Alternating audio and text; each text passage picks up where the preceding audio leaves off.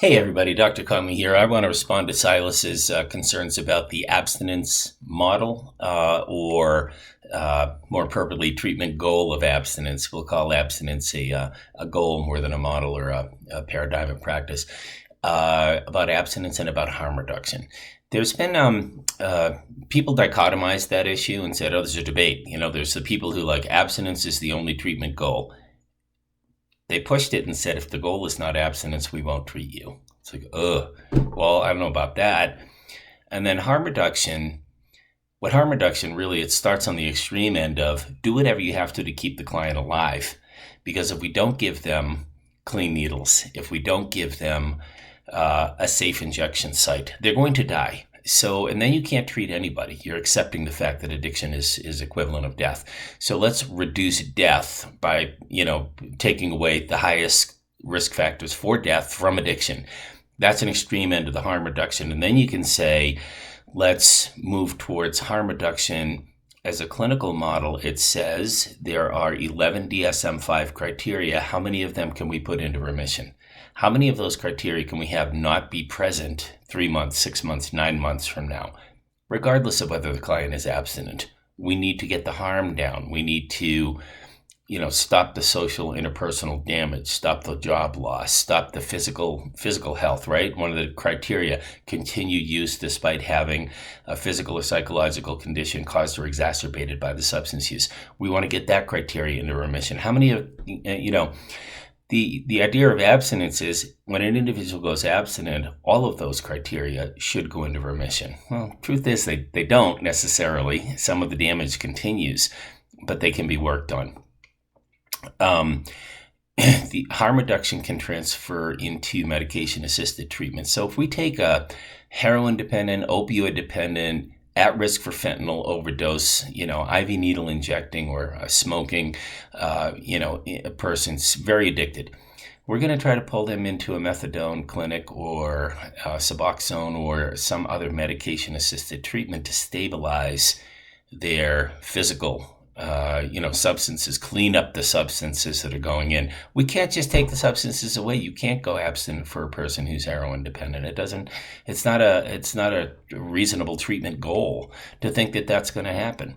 You're going to have a very, very perpetually sick individual on your hands. You guys have had Addiction 1. You've studied the effect of opiates and long-term withdrawal and permanent changes to the brain, etc. So you know that.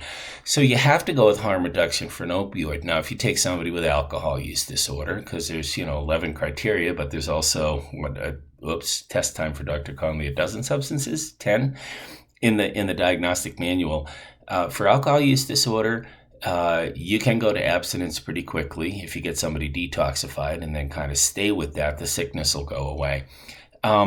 Some of it comes down to patient preference. Some people are scared to death that they're ever going to have to stop using their substances. If you look back on like the case studies from, again, the previous course, the case of Jonathan, it's like, these are the only things that get me through the day. I have to have my substances.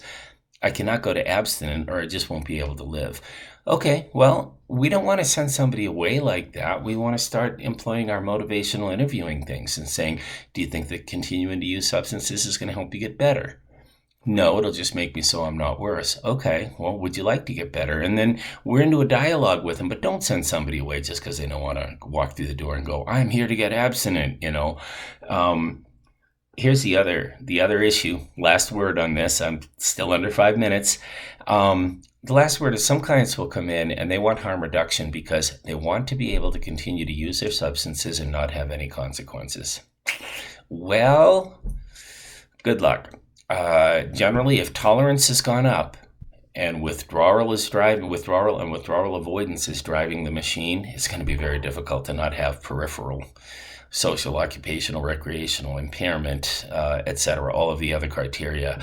It's going to be tough to get those other criteria into remission for some individuals. They're like, I just want, you'll get this with your type A alcoholism, which can develop over a 30-year period or a longer period of time. They'll be like, I want to go back to when I drank without having any problems. It's like, well, you want to learn to drink non-compulsively. We can engage along those lines and then let the client see if that's even possible. There are no recreational heroin users. There's no one like, oh, I only use it at parties on weekends now, even though I used to be severely dependent. It doesn't happen. So, we have to look at the whole ball of wax. But at any rate, abstinence, harm reduction, they are not antithetical. It's not, they're not ruled out. We need to work within all treatment goals as set by the client, as set by our programs, and be inclusive and never be exclusive and say, I won't treat you.